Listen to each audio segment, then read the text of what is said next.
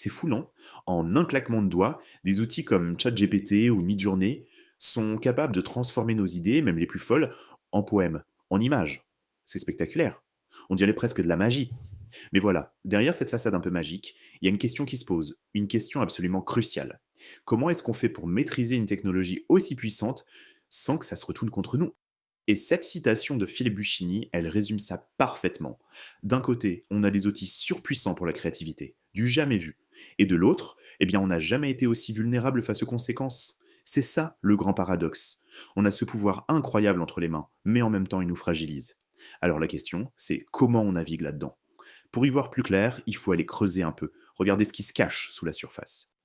Alors justement, allons-y, on va dépasser la simple utilisation de ces outils pour vraiment explorer les dilemmes qui se cachent derrière.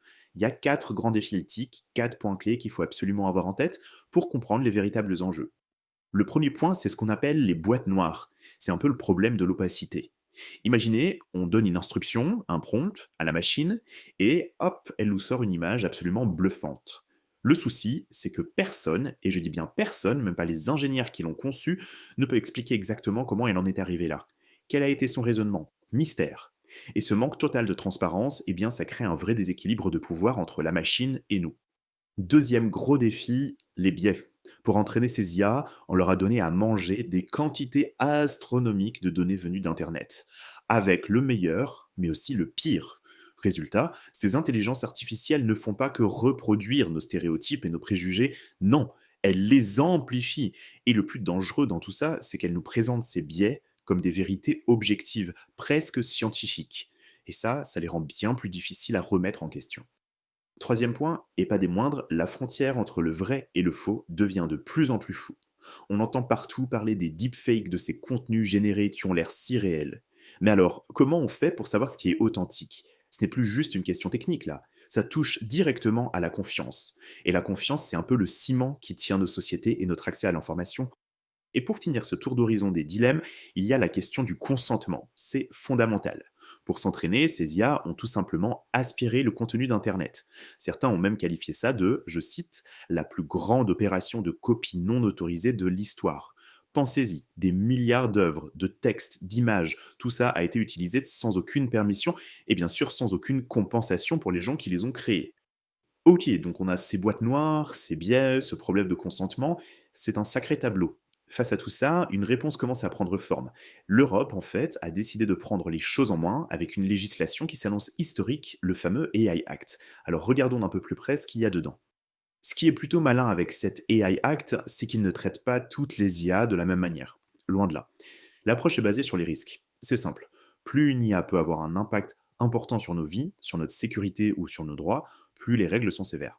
Ça permet de réguler là où c'est vraiment nécessaire, sans pour autant freiner l'innovation sur les applications à faible risque. Bon, cette approche par le risque, ce n'est pas juste une belle idée sur le papier, ça se traduit par des choses très concrètes. Un calendrier hyper précis et des obligations claires pour les entreprises. Et pour elles, d'ailleurs, le compte à rebours a déjà commencé. Et il ne faut pas traîner. Regardez bien les dates. Dès août 2025, donc c'est demain, les nouvelles IA dites à usage général devront déjà respecter les règles. Un an après, en 2026, la Commission européenne commence à sévir avec les sanctions. Et en 2027, même les modèles qui existent déjà aujourd'hui devront s'y plier. C'est un déploiement qui se fait par étapes, c'est vrai, mais qui est inévitable. Et attention, pour être sûr que tout le monde applique les règles, la loi ne fait pas dans la dentelle, on parle de sanctions financières très lourdes. Pour un modèle d'IA standard qui ne respecte pas les règles, l'amende peut monter jusqu'à 15 millions d'euros. Autant dire que c'est un message très très clair envoyé aux développeurs. Et ça, c'est pour les modèles classiques. Parce que pour les poids lourds, les géants de la tech, dont les modèles sont tellement puissants qu'on parle de risque systémique, là, la facture est encore plus salée. On passe à 35 millions d'euros. Le message est simple, plus on a pouvoir, plus on a de responsabilité. Alors, concrètement, ça veut dire quoi pour les entreprises? On va décortiquer ça. Il y a un socle commun pour tout le monde. Toutes les IA doivent avoir une documentation technique claire et une politique sur le droit d'auteur. C'est le minimum syndical.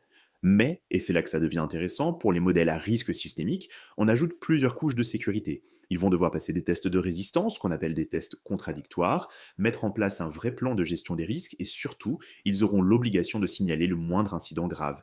C'est vraiment une sécurité renforcée pour les systèmes qui ont le plus d'influence. Mais bon, toutes ces règles, toutes ces obligations, c'est essentiel, bien sûr, mais ce n'est que la partie émergée de l'iceberg. Au fond, au-delà des lois, la vraie question, c'est un choix de société. Quel genre de pacte on a envie de passer avec cette nouvelle forme d'intelligence? Et pour y réfléchir, il y a une pensée qui peut nous guider, celle du philosophe Hans Jonas. Il a beaucoup travaillé sur l'éthique et la technologie, et il a dit quelque chose de très fort. En gros, il faut toujours agir de manière à ce que les conséquences de nos actions permettent de préserver une vie authentiquement humaine sur Terre. C'est un appel simple mais puissant à la responsabilité, à penser aux générations futures. Parce qu'au final, cet AI Act, ses amendes, ses obligations, tout ça, ce n'est qu'un point de départ. La vraie question, celle qui nous est posée à tous, elle reste entière. Est-ce qu'on veut être les architectes de cet avenir numérique ou est-ce qu'on se contente d'être de simples spectateurs? C'est un choix collectif et il se fait maintenant.